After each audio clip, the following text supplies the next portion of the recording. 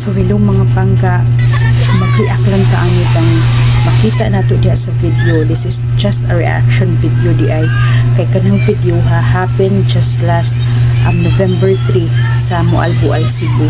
So makita ninyo kung unsa kadaghan sa mga isda, no?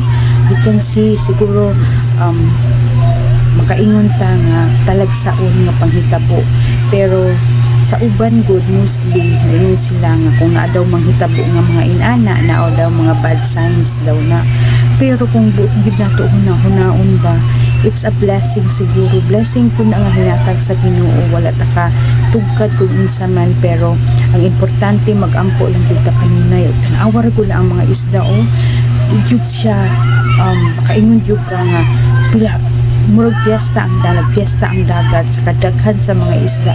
And usahay baya ka ng isda atag 100 ang kilo ana, usahay mo 70 mo 60, pero mostly good na sa 100 ang kilo anang tamban ba or tuloy na nga isda.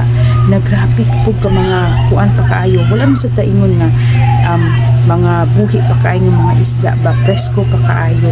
So kung unsa man ang buot ipasabot ana or naaman, dili lang ta mag-overthink siguro, kung dili magpasalamat ta and magampo pud ta kay kung unsa may hinungdan nganong inana sila kadaghan nga nangana sa baybayon ba.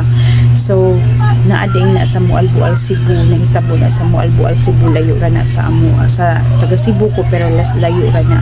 So I hope lang na dili ta mag-overthink, magpasalamat ta kay naay mga grasya, siguro dugay kay lamhurot pwede na ihmoong bulad ninyo or unsa kay daghan gyud kaayos tanan, and daghan pud kaayong nanguha kay at least makalibre na kasi musudan, pero hoping and praying po nga wala lay mga daotang panghitabo nga umaabot.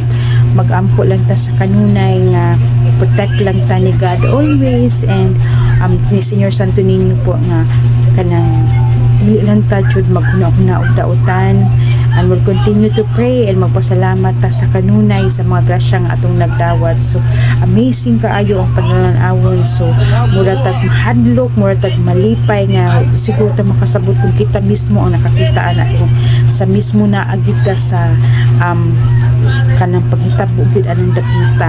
So I hope mga pangga nga ano mo ni akong video, nag-react lang pud ko ba kay nindot murag pag amazing kaayo talagsaon nga panghitabo nga mahitabo gyud ay.